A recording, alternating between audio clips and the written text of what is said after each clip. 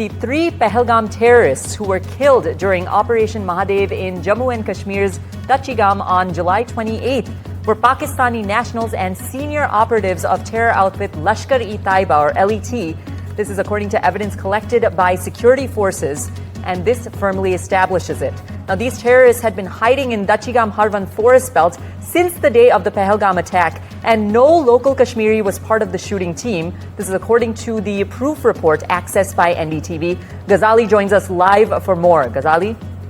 So these 3 terrorists named Suleiman Shah, Abu Hamza and Yasir, these 3 were the mastermind, or to say that these were involved in the Pahalgam terror attack. 2 of them were shooting at those tourists there on 22nd of April, and the 3rd one was appointed to sort of do the recce and ensure safety or security of these 3 terrorists from the backside in the area where they were shooting. All the documents which have been accessed from these 3 terrorists, there have been voter ID cards, some chocolates manufactured produced by a factory in Karachi, sat phones and other electronic devices which contains all the biometric details of these 3 terrorists have been accessed by the security forces, and the report sent out by the Home Ministry includes all the details and sort of stamps on the allegation which India has been putting on Pakistan, that these 3 terrorists came from Pakistan. Their entire route has been mapped and has been matched by the security agencies, that from LOC near the Gurez sector they crossed over into India, and that is when their sat phone became active. So all these details have been collected by the security forces, which confirms that Pakistan was behind the attack and these 3 terrorists came from Pakistan. Thanks, Ghazali, for that. On to our next story.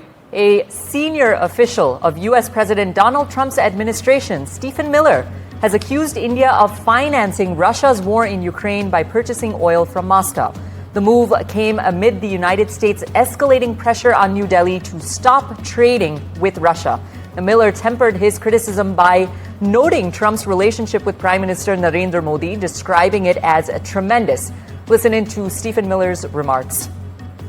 It is not acceptable for India to continue financing this war by purchasing the oil from Russia. People will be shocked to learn that India is basically tied with China in purchasing Russian oil. That's an astonishing fact. India portrays itself as being one of our closest friends in the world, but they don't accept our products. They impose massive tariffs on us. We also know they engage in a lot of cheating on immigration policies that is very harmful to American workers. And of course, we see again the purchasing of oil. So President Trump, he wants a tremendous relationship and has had always a tremendous relationship with India and the Prime Minister. But we need to get real about dealing with the financing of this war. So President Trump, all options are on the table to deal diplomatically, financially, and otherwise with the ongoing war in Ukraine. As you can see there, Stephen Miller says it's astonishing that India is basically tied with China in purchasing Russian oil. President Donald Trump has confirmed his special envoy, Steve Witkoff, will visit Russia next week ahead of a looming U.S. sanctions deadline and escalating tensions with Moscow. Trump warned Russia of ordering the repositioning of 2 U.S. nuclear submarines after highly provocative statements of the country's former president, Dmitry Medvedev, as the 2 engaged in a war of words online. Listen in to the U.S. president's latest reaction to this.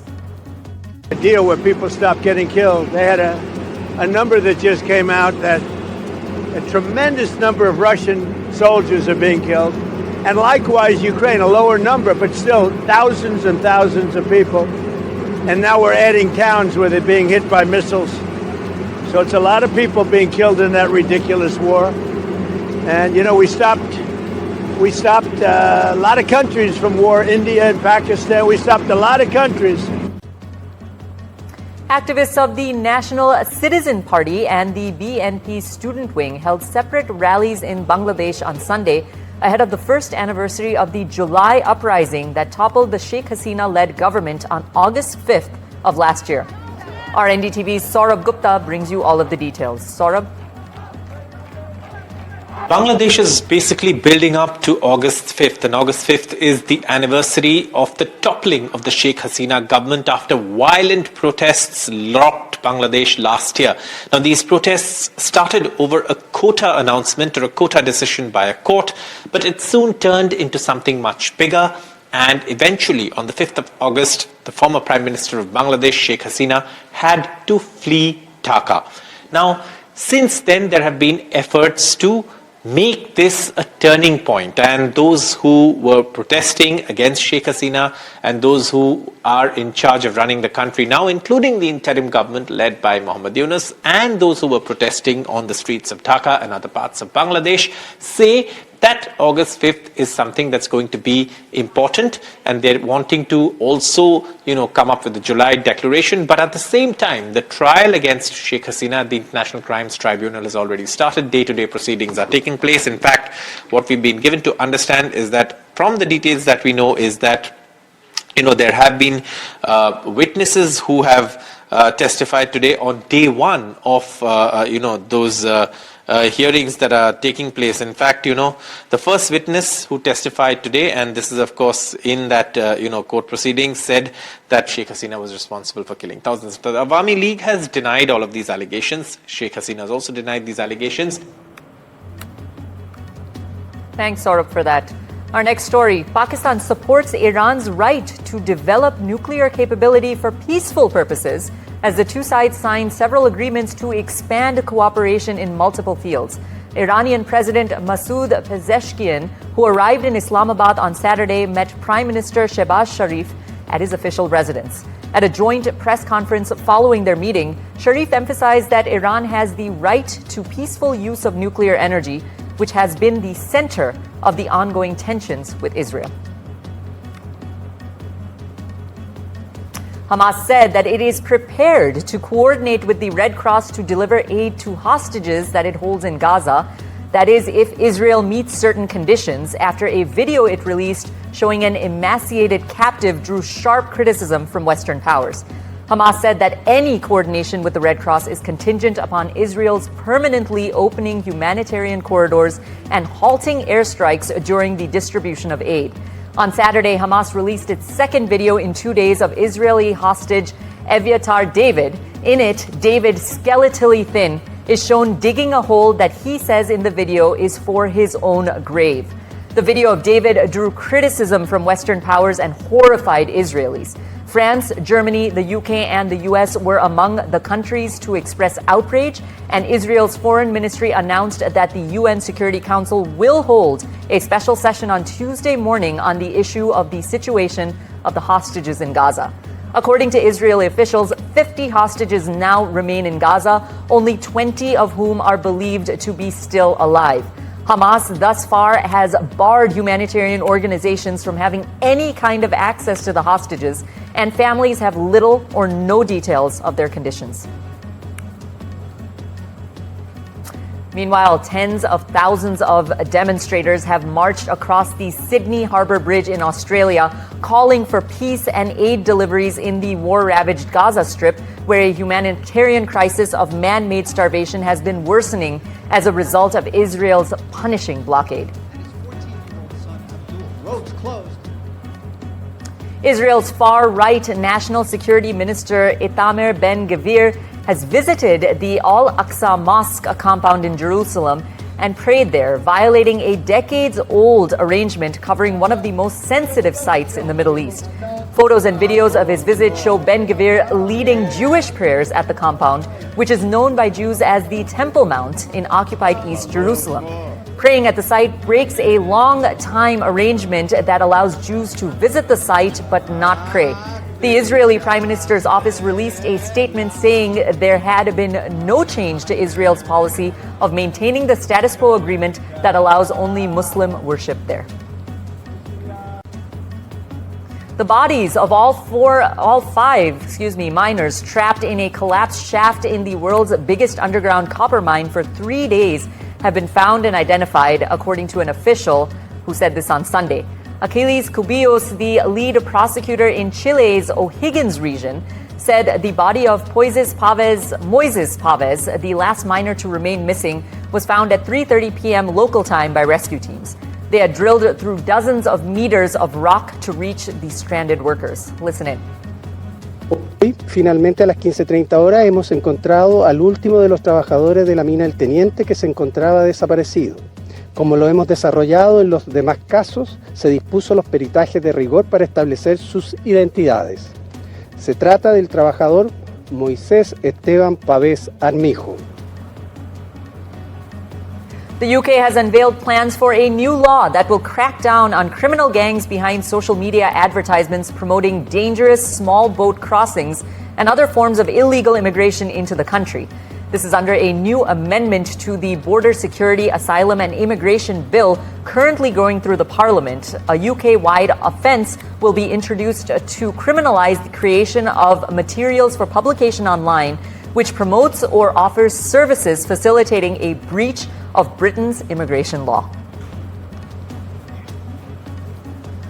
Sri Lanka received a total of 200,244 tourists in July of 2025, with Indian travelers accounting for the largest share, according to local media who reported this on Sunday.